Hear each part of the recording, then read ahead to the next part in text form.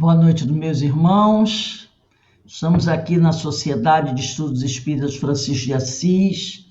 Hoje é 3 de outubro de 2022.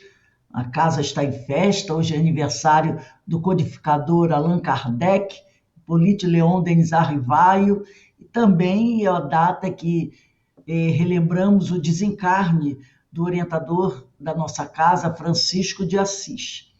Então, estamos aqui relembrando esses dois grandes eventos da história da humanidade, né, da história cristã. E hoje recebemos a nossa amiga Carmen Matos Rogério, que fará a nossa palestra, cujo tema é Allan Kardec. Então, para iniciarmos a nossa reunião, vamos pedir para a nossa irmã Denise Fernandes fazer a leitura do preparo, depois fazer a nossa prece de abertura, e aí a Carmen tem até às 19h30 para fazer as suas reflexões. Denise, a palavra está com você.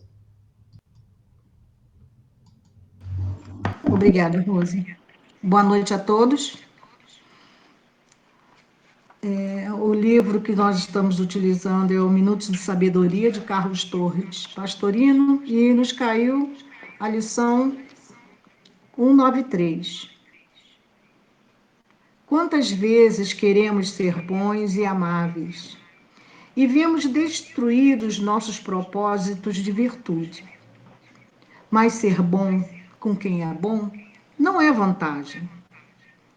O heroísmo consiste justamente em ser bom com quem é mau, em permanecer calmo diante das pessoas irritantes, em ser generoso com pessoas egoístas. Procure chegar a esse ponto e demonstre, com o exemplo, que você sabe ser bom. Então,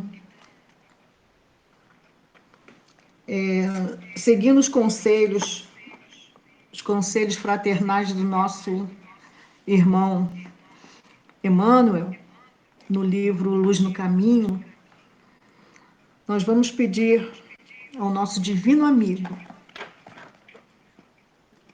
que nos conceda força para negarmos a nós mesmos, olvidando tudo quanto possa constituir remanescentes de nosso passado delituoso e energia para nos glorificarmos em nossa cruz de cada dia, talhada nos testemunhos de trabalho a que fomos convocados na hora presente, e sempre gratos ao nosso Pai Celestial, todo bondade, todo amor, toda misericórdia. Muito grato, Senhor, envolva a nossa amiga irmã Carmen Matos em as suas inspirações, e que possamos sempre estar gratos, Senhor, por mais uma oportunidade. Esteja conosco hoje, sempre, Divino Mestre Jesus. Que seja feita a vontade do nosso Pai. Que assim seja. Obrigada, Denise. Carmen, a palavra está com você. Que Deus te abençoe e abençoe a todos nós.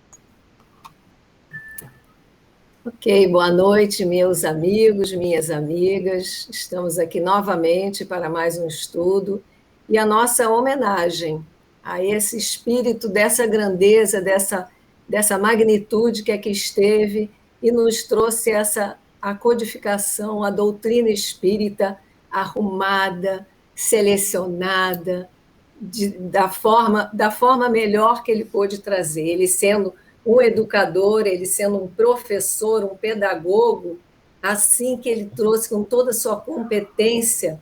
Não é à toa que o Alto trouxe para nós esse espírito para fazer essa arrumação, essa codificação, né? Então, que nós possamos fazer jus a esse espírito nesse momento, para que a gente possa trazer alguns elementos, algumas considerações aqui para mais uma reflexão sobre esse espírito que aqui veio. né, muitas especulações a respeito das reencarnações passadas, né, e futuras do Allan Kardec, né? Disseram que ele foi Francisco de Assis, disseram que ele foi aquele sacerdote Rus, parece, tenho aqui, enfim. Até dizem que Chico Xavier é reencarnação de Allan Kardec, mas aí não vale a pena a gente especular sobre isso, né? O que nos importa é o que ele trouxe aqui para nós e não possamos nos desviar de todo o mérito desse espírito, dessa grandeza que teve aqui, né? E aqui eu vou pedir licença para vocês para abrir o material, que não é o ecrã.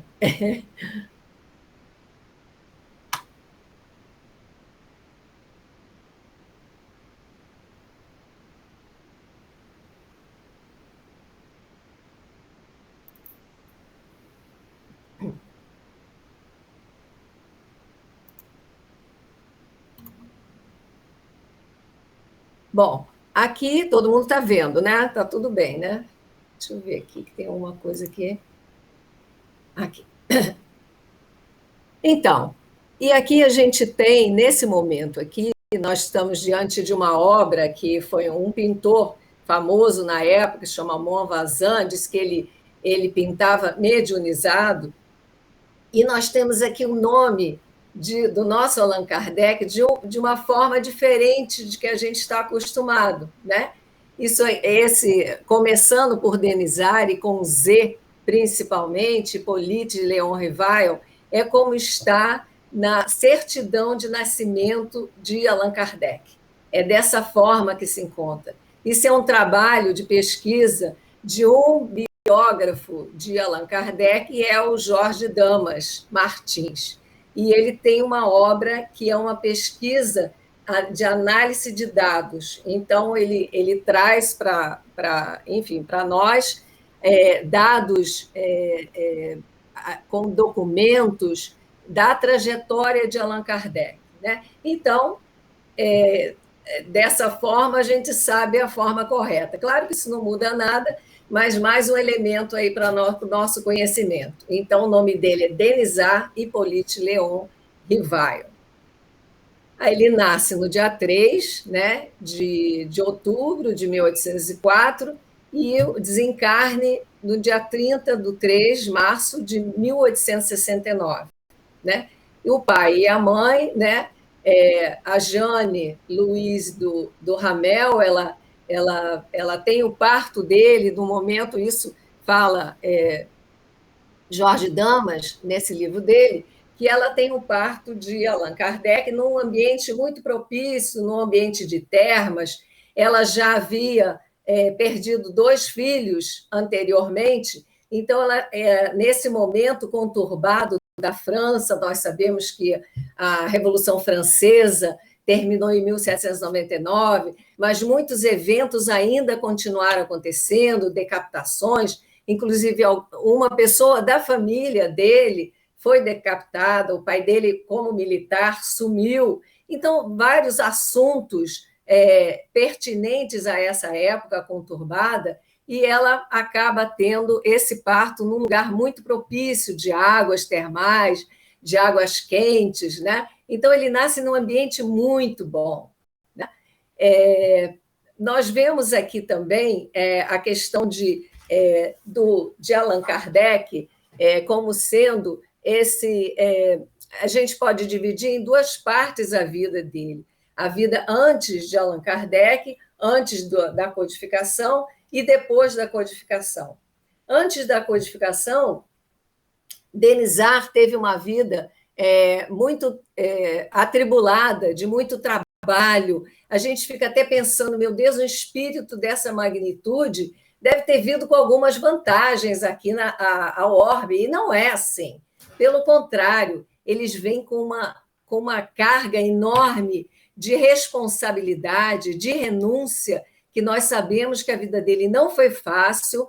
Quando a Denise escolhe ao acaso, o Pastorino, nossa, encaixou direitinho como um ser bom com quem é mal e ser generoso com quem é egoísta. Ele, em toda a vida dele, ele teve essas turbulências de saber lidar com pessoas que na maledicência, na inveja, no ciúme. Então, ele foi esse espírito bom, que em todos os momentos, nos piores momentos que ele teve da vida dele, que não foram poucos, né, que ele sofreu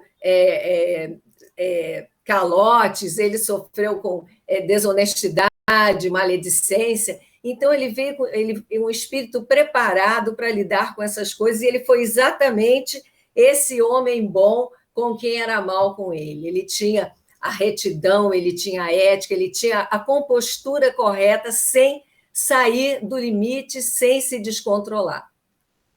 E aqui a gente vai um pouco adiante, que é importante para nós, não saindo dessa linha de raciocínio, que muitas vezes a gente se refere ao codificador, né? A gente liga Allan Kardec à codificação, ou codificador. Mas outros ícones, como Bezerra de Menezes, jamais se referiu a ele como codificador. Ele se referia a Allan Kardec como missionário, o missionário. Leon Denis se referia a ele como grande iniciador. E os espíritos, na espiritualidade, nas comunicações, que a gente tem algum material aqui para mostrar, nas comunicações, os espíritos amigos, assim a gente pode dizer, a referência deles é uma amizade, eles se referiam a ele como mestre. Então, daí a gente tem a noção desse espírito que trouxe essa codificação para nós, né? Aqui um pouco mais adiante. Aqui. Então, eu trouxe um pouquinho da esposa de Allan Kardec, a Amélie Gabrielle Boudet, a Gabi. Ela foi a companheira ideal para ele. Não é à toa que ele casou com ela, para que ela pudesse, né, ajudá-lo nessa tarefa dele, que não foi fácil.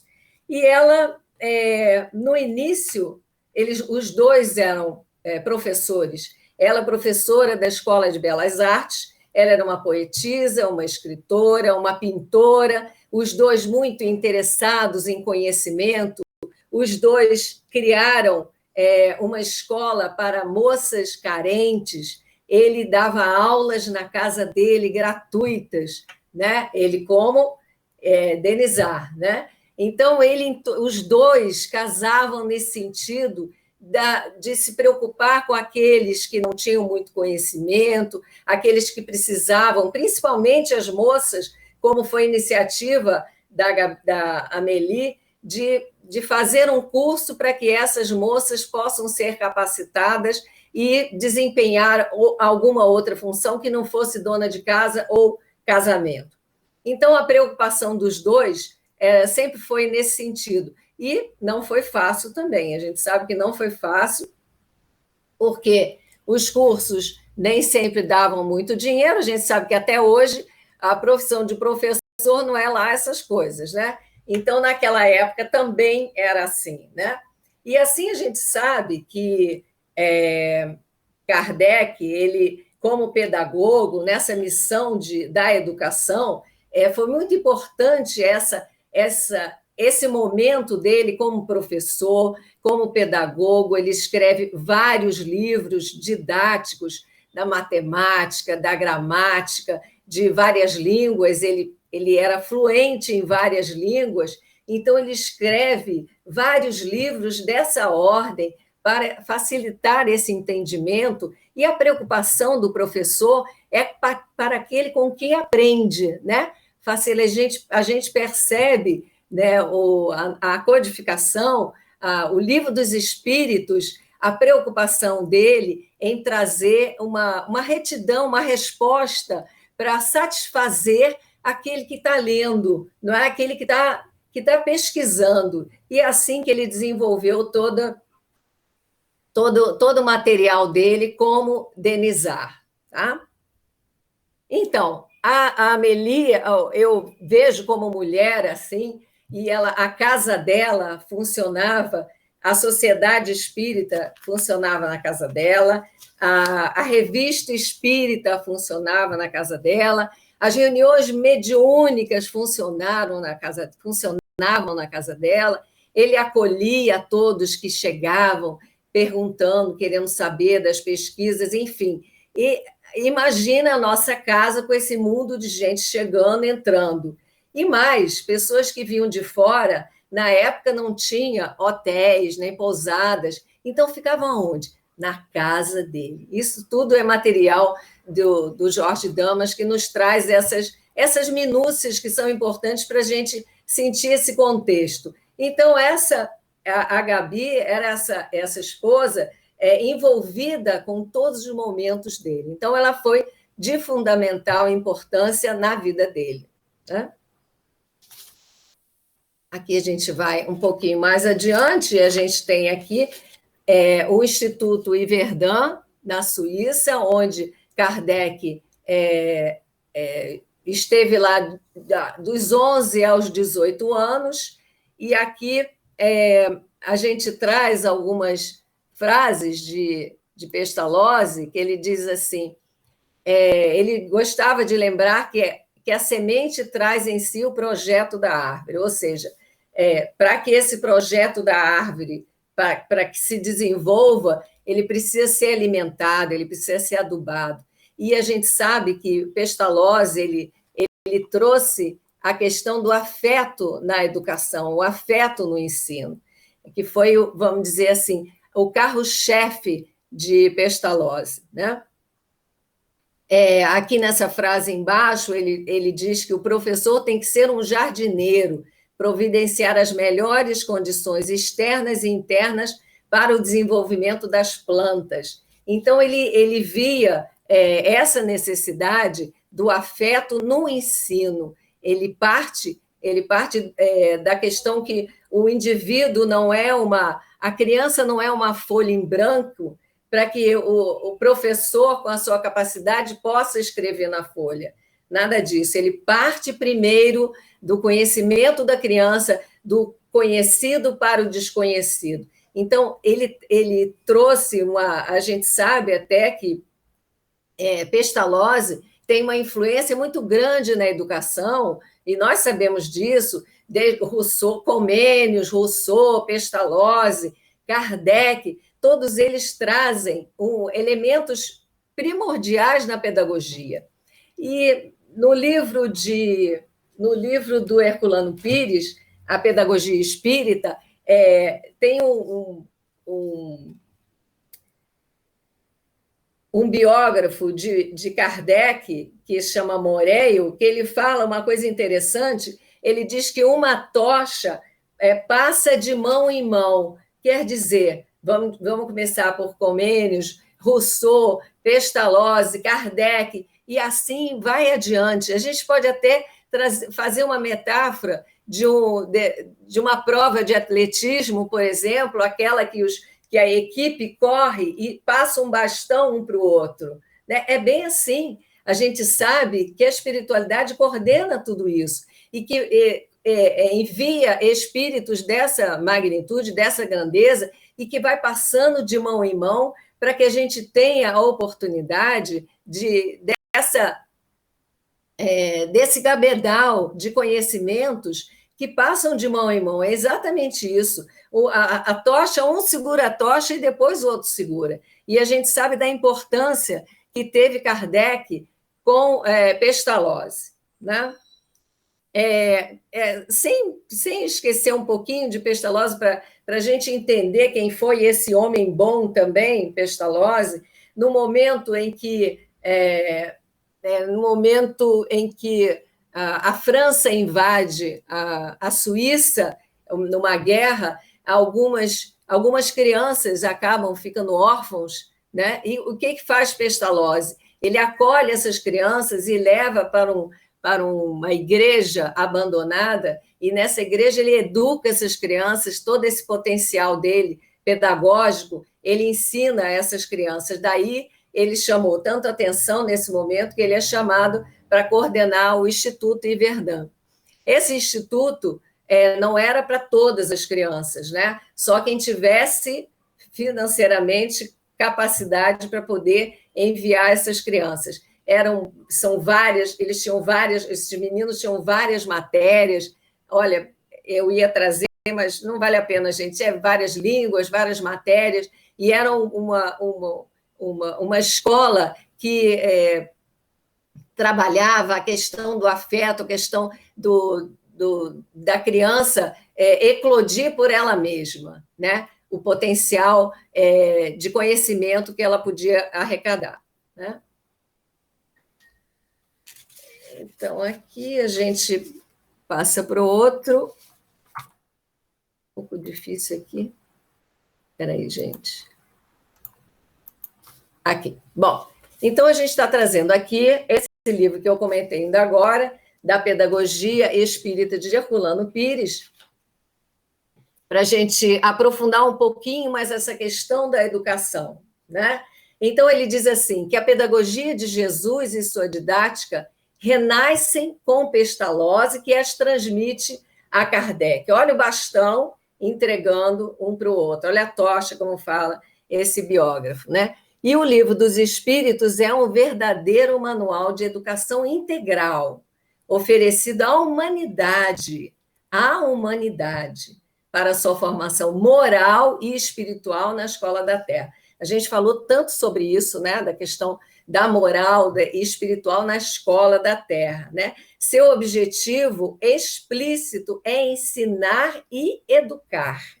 Ensinar e educar. Educar é salvar, lembrando Vinícius, né, no livro de Pedro Camargo, educar é salvar. Salvar de quem? Salvar de nós mesmos. Salvar do deserto que muitas vezes nos colocamos, nos grilhões, né? Então, tem toda essa questão aí importante nessa questão da educação, né? O espírito, a gente tem estudado muito sobre isso, o espírito vem aqui à Terra para se educar, né? Não é castigo, não enfim, não é maldade de Deus, a gente vem para se educar. Então, o objetivo do livro, das obras, é ensinar e educar para a nossa transformação moral, a nossa evolução. Então, Kardec realizou o sonho de Pestalozzi, deu ao mundo uma forma viva de ensino que, ao mesmo tempo, informa, forma, olha a moralidade aí, instrui e moraliza. Isso é José Herculano Pires, né? Espíritas, aí a gente lembra, né, o Espírito de Verdade, no Evangelho segundo o Espiritismo, no capítulo 6, que ele diz: Espíritas, amai-vos, eis o primeiro ensinamento, instruí-vos, eis o segundo ensinamento. Aí vamos mais um pouquinho, e aí Kardec aqui pergunta em um livro, está em Obras Póstumas, nós sabemos que Obras Póstumas foi um livro que foi publicado depois do desencarne de Kardec, mas que tem material, que tinha já material guardado, que Kardec não teve condições de publicar enquanto estava encarnado. Então, aqui fica na segunda parte do dia 12 de junho, e ele fala da missão. E esse texto que a gente coloca aqui, né, ele inicia, é uma comunicação, ele inicia quando Kardec pergunta: e se eu falir, né? Se eu não conseguir, se eu não conseguir concluir a minha missão, né? Se eu falhar. E aí os espíritos, né, falaram tranquilamente, aliás, espírito de verdade, na verdade é espírito de verdade, ele disse: olha, se você falhar, tem outro para pegar a tocha, tem outro para pegar o bastão, não tem problema, é simples assim.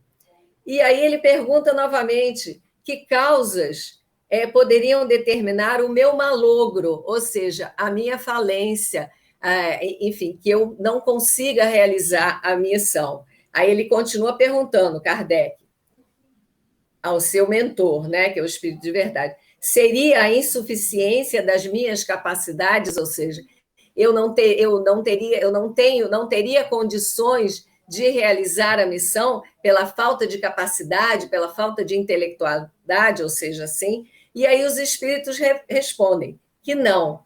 Mas aí aí a gente traz o texto aí para a gente do Espírito de Verdade. A missão dos reformadores é prenhe de escolhos e de perigos. Previno-te, que é rude a tua missão, porquanto se trata de abalar e transformar o mundo inteiro. Olha que José Herculano Pires já falava lá sobre a questão da codificação para a humanidade. Então, é para transformar o mundo inteiro. Não suponhas que te baste, olha só o que ele fala, que te bastes publicar um livro, 2 livros, 10 livros, para em seguida ficares tranquilamente em casa, na rede, com água de coco, nada disso. Tens que expor a tua pessoa, suscitarás contra ti ódios terríveis, inimigos encarniçados se conjurarão para a tua perda. Nós falamos isso no começo. Então, a gente sabe que ele passou por momentos muito difíceis, de muita firmeza, como falou aqui o Pastorino, que é muito fácil ser bom com o bom, né? Agora, ser bom com aquele que suscita ódio, que suscita conjuração e que suscita qualquer situação que possa tirar do desequilíbrio, aí a coisa é difícil, né? E aí vamos continuar, que tem mais um pouco. E aí o Espírito de Verdade fala para ele: ver-te-ás abraços com a malevolência, com a calúnia, com a traição mesma dos que te parecerão os mais dedicados, ou seja, aqueles em que faz parte do círculo de amizades, do círculo de trabalho dele, né? As tuas melhores instruções serão desprezadas e falseadas. A gente sabe disso. Por mais de uma vez sucumbirás sob o peso da fadiga. Numa palavra, terás de sustentar uma luta quase contínua com o sacrifício do teu repouso, da tua tranquilidade, da tua saúde e até da tua vida, pois sem isso viverias muito mais tempo. Então, a gente vê o compromisso desse espírito, sabendo já que repouso não vai ter, tranquilidade e saúde até da tua vida, que ele se ele não tivesse essa missão, ele viveria mais tempo. Sabemos que quando ele concluiu o Livro dos Espíritos na segunda edição, ele tem a noção daquilo que ele iria precisar para concluir a missão. E aí ele pede à espiritualidade que dê 10 anos para ele. E assim a espiritualidade fez. E no ano de 1869, ele desencarna, porque eram 10 anos, então acabou o prazo, né? E a gente sabe a questão da saúde dele, a gente traz aqui no livro Céu e Inferno, nós sabemos que ele teve um problema de coração, um infarto, que foi um infarto muito sério, que ele precisou ficar de repouso, mas ele mesmo assim ele não parou de trabalhar. E a gente sabe aqui de um médico chamado Demery, no livro Céu e Inferno, que ele traz uma comunicação para ele, e ele fala assim, eu só vou ler um trechinho aqui para a gente, né? Doutor Demery, ele não conheceu pessoalmente. Naquela época não tinha WhatsApp, né? Não tinha Skype, não tinha reunião assim como a gente tem. Então, não havia como. Então, ele conhecia a obra de Kardec, ele era um entusiasta, ele era um homeopata, conhecia a doutrina, e ele sempre ligado, e ele fala assim para ele, né? Numa comunicação: meu bom amigo, tenha confiança em nós. Ele está desencarnado, além de muita coragem. Esta crise conquanto fatigante e dolorosa, não será longa, e com os cuidados prescritos, poderá, conforme seus desejos, completar a obra que constitui o objetivo principal de sua existência. Ou seja, ele, através da médium, ele acaba tratando de Kardec. Mas aí ele diz assim, aí ele fala assim, caro mestre, como estou feliz por ter desencarnado, há tempo de estar com eles nesse momento. Então, ele agradece estar desencarnado para poder cuidar dele, né? Porque quando encarnado, ele não conseguiu.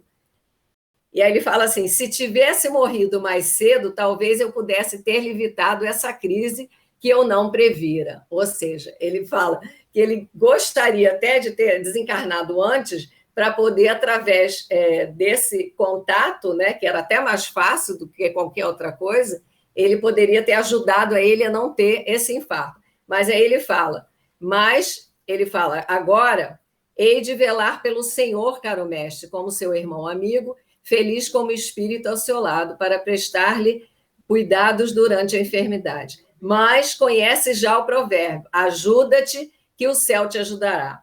E assim, ajude assim os bons espíritos nos cuidados que lhe dispensam, submetemos-se disciplinadamente às prescrições. E aí ele já começa a dar uma ajuda para ele, diz assim, faz calor aqui, nesse local onde está Kardec. Ele diz, esse carvão é insalubre, enquanto esteja doente, não o queime, pois causaria mais problemas, já que os gases que se desprendem dele são nocivos. E assim ele termina seu amigo Demer. Então, a gente sabe que ele recebia muito auxílio, ele tinha muitos amigos na espiritualidade, e esse médico passou a cuidar dele, né?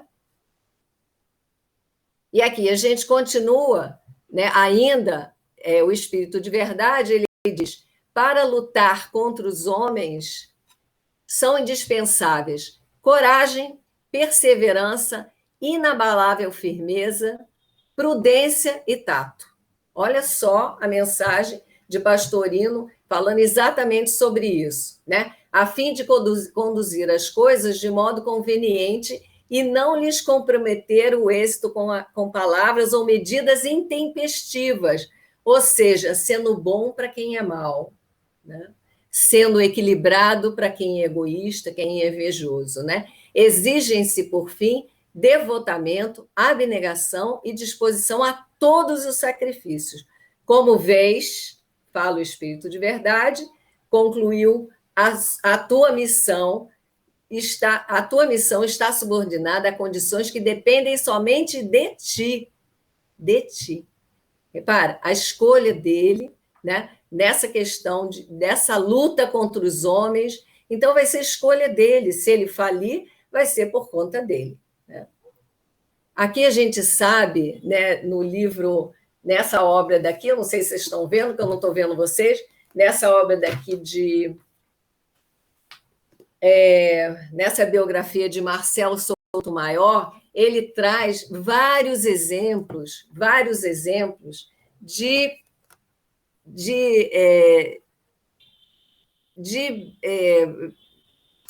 enfim, dessas questões, né, de ciúme, de inveja. A gente sabe que isso foi uma coisa muito séria, porque ele começou com projeção, começou a ficar famoso, e aí entra a inveja, o ciúme, né? As pessoas tentando, como fala aqui, né, desviar, camuflar ou trazer coisas que não correspondem à realidade, à coisa certa. E aqui ele traz aqui, que eu vou trazer para vocês aqui, ele conta um caso, né, de um padre que ele coloca como título Os Milhões de Allan Kardec.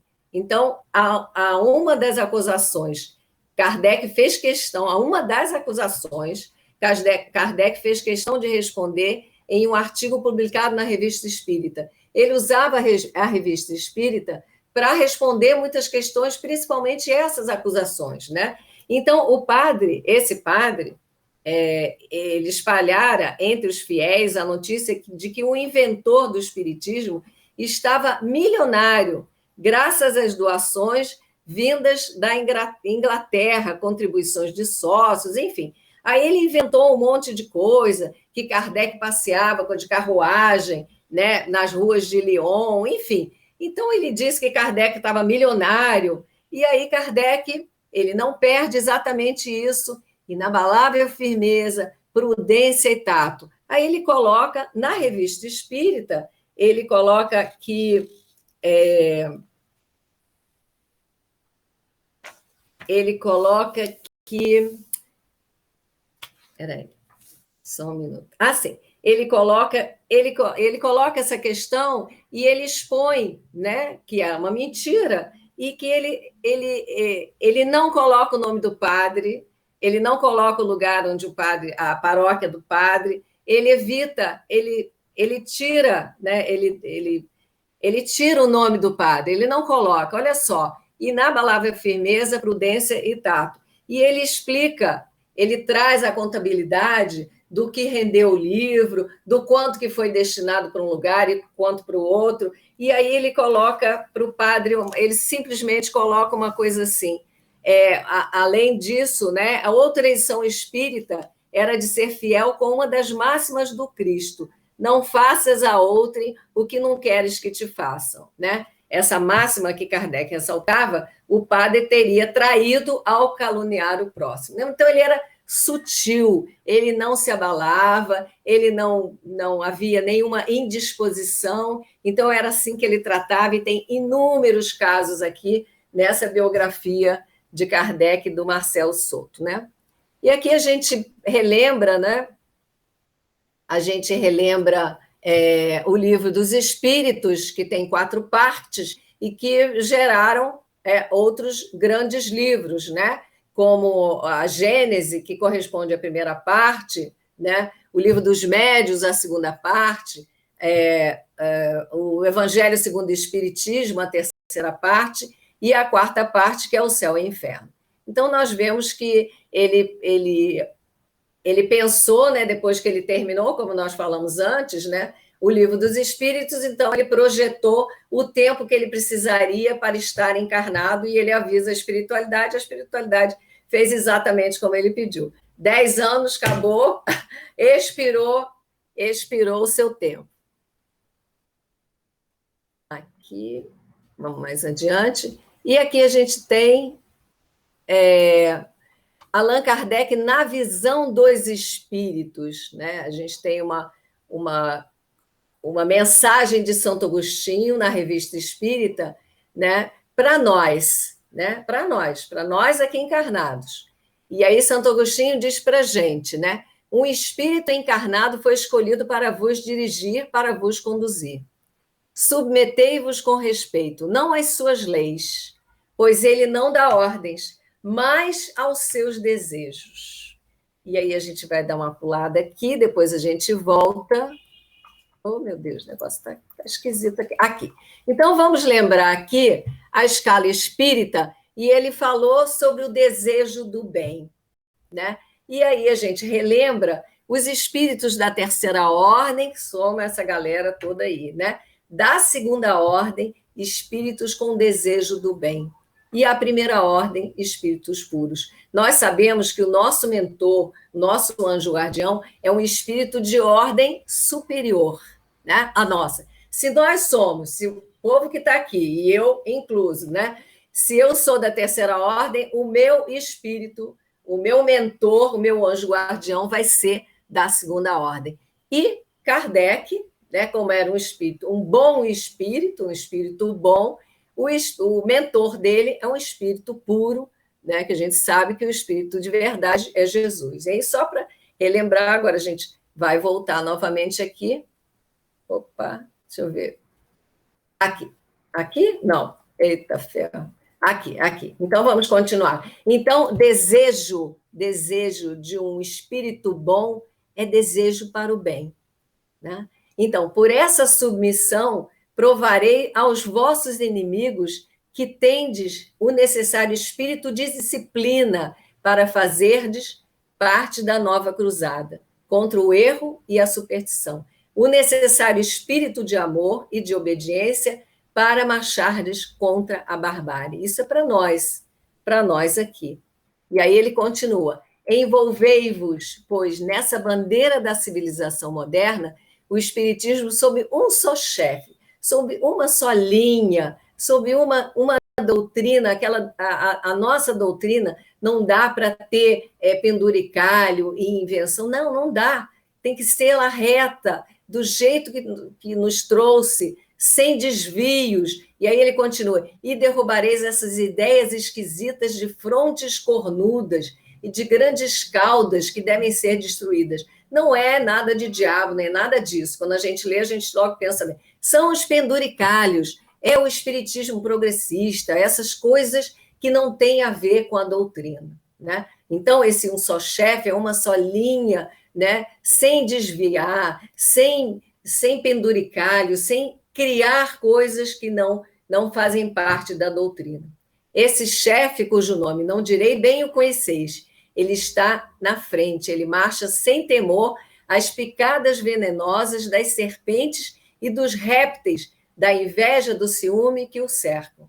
Ele ficará de pé, porque ungimos o seu corpo, ou seja, tem a proteção para que seja sempre sólido e robusto. Seguiu, então. Então, aqui, o Espírito de Santo Agostinho está nos trazendo essa mensagem de que nós receberemos... Oi? Então, esse mestre que... Ih, meu Deus, espera aí. Eita ferro, aqui. Esse Espírito encarnado que foi escolhido para vos dirigir e vos conduzir. E aqui a gente tem também uma comunicação de Erasto, a gente trouxe um trecho para mostrar, aí esse título é meu, não foi o título que eu achei que cabia nesse texto, nessa parte daqui, fé, respeito e admiração. Então, ele nos traz aqui, né? Entretanto, amigo, ele está se dirigindo, Erasto está se dirigindo a Kardec. Se a tua coragem ainda não desfaleceu sob tarefa tão pesada que aceitaste, fica sabendo que foste feliz até o presente, mas que é chegada a hora das dificuldades. Olha, vou te falar, eu já tinha corrido. Sim, caro mestre, prepara-se a grande batalha, o fanatismo e a intolerância exacerbados pelo bom êxito da tua propaganda. Então, o Livro dos Espíritos estava começando a chegar nas mãos do mundo inteiro, da humanidade. Então, incomodou, nós temos o Auto de Fé, as obras sendo queimadas na Espanha. Para que queimadas? Por que não mandou de volta? Não, tinha que acabar, porque ia poluir a mente das pessoas, desviar, enfim. E aí Erasto continua: sim, caro mestre, prepara-se a grande batalha. O fanatismo e a intolerância, exacerbados pelo bom êxito da tua propaganda, vão atacar-te e aos teus com armas envenenadas. Ele traz de uma forma assim, bem contundente. Prepara-te para a luta. Tenho, porém, fé em ti. Olha só, fé em ti, como tu tens fé em nós. Pois é, então, ele confia nos amigos da espiritualidade.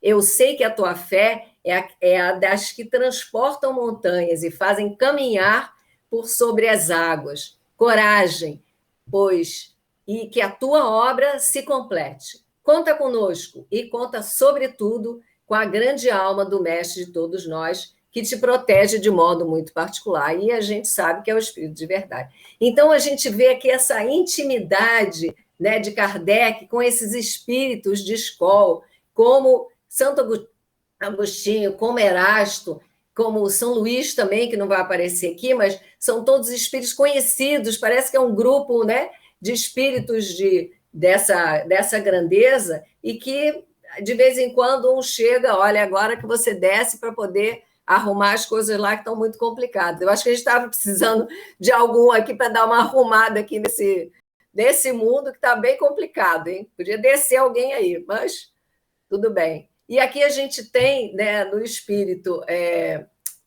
o Espírito de verdade, no Evangelho segundo o Espiritismo, ele traz essa certeza, né, de que ele está amparando, né?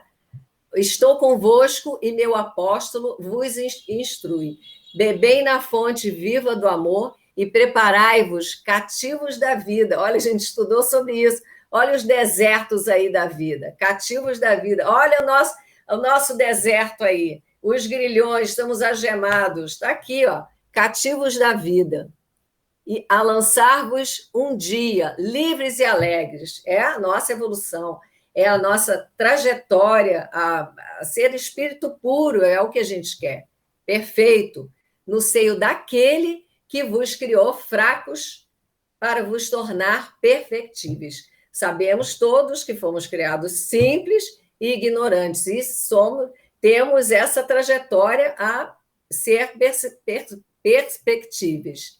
E que quer modeleis vós mesmos a vossa maleável argila. Olha, quando ele fala isso, ele nos traz essa certeza de que a possibilidade existe, né? Para que nós sejamos espíritos perfeitos sei lá, num milênio, ou sei lá, não importa, mas que a nossa argila é maleável, né? A fim de ser os artífices da vossa própria imortalidade. Então, cabe a nós, né? Cabe a nossas escolhas, cabe aqui, como ele fala, que o apóstolo está conosco e vamos beber, viva esse amor, preparai-vos, cativos da vida. Então, vamos sair desse deserto aí que não nos pertence. Aqui vamos... Oi? Peraí, eu pulei? Não.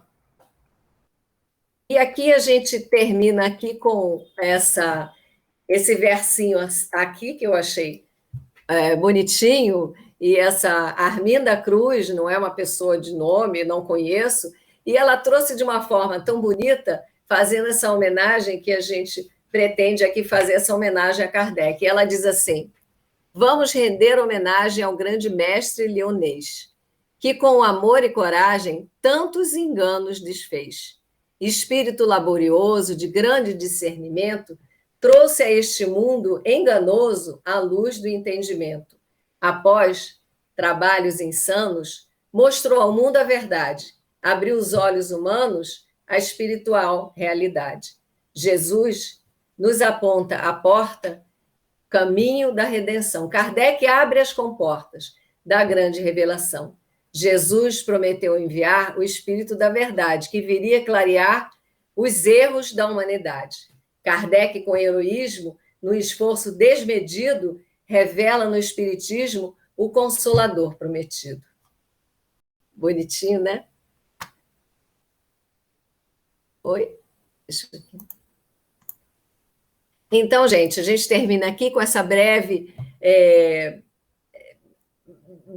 escolha tem muito material, muita coisa sobre Kardec, muitos biógrafos, muito material, e todos eles nos trazem a certeza desse grande espírito que aqui esteve conosco, para nos ajudar, para nos trazer essa ferramenta poderosa que é a doutrina espírita, que é o nosso norte, que é a nossa bússola, que cada vez que a gente mergulha nas obras da codificação, a gente descobre elementos para nos ajudar nessa trajetória que é a perfeição, que é a nossa evolução. Então, que nós tenhamos a certeza de que estamos no caminho certo, né? Junto com as obras da codificação, e temos só que render homenagem a esse espírito, a esse benfeitor, esse espírito, esse bom espírito, né? Que nos trouxe todo esse material com a dedicação, com o esforço, com a renúncia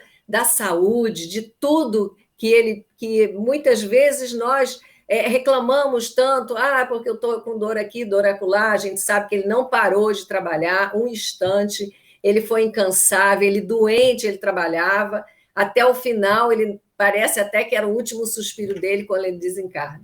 Então, que nós tenhamos essa certeza de que esse espírito veio nos ajudar e que nós estamos no caminho certo, e a gente só tem a agradecer essa oportunidade de estarmos aqui juntos, reflexionando, e que esse espírito de Kardec, se está encarnado ou não está encarnado, que ele receba do nosso coração essa gratidão por tudo que ele trouxe, por todos os exemplos, por toda a dedicação e compromisso que ele teve para nos trazer essa obra maravilhosa que é a codificação, que é a doutrina espírita. e que Jesus abençoe a todos. Muito obrigada aqui. O estudo, adorei fazer o estudo, assim é bom, o estudo é bom para a gente primeiro, né? A gente começa a pesquisar, começa a estudar e a gente vê coisas maravilhosas. A gente realmente teria mais coisa ainda para trazer, mas realmente não dá. Então fica para a próxima. Então tá bom, gente. Obrigada, tá? Obrigado, minha amiga. Realmente, a gente, quando começa a pesquisar sobre essas pessoas, né, que fizeram esse trabalho maravilhoso, dá vontade de continuar. Então, realmente é um exemplo de vida e que todos nós possamos nos espelhar no nosso codificador. Então, eu vou pedir para a gente encerrar o nosso estudo aqui, para a nossa irmã Iraci fazer a nossa prece de agradecimento. Iraci, por favor.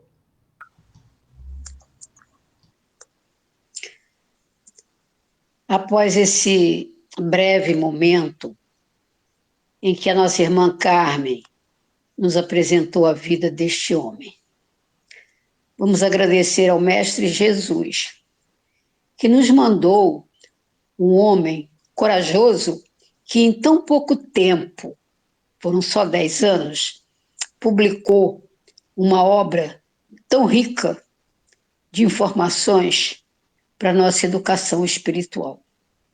Então, nós agradecemos ao nosso mestre amado, agradecemos a Allan Kardec, todo o seu sacrifício, toda a sua luta com saúde, na doença, as dificuldades todas que ele enfrentou quando ele trouxe a público a doutrina espírita.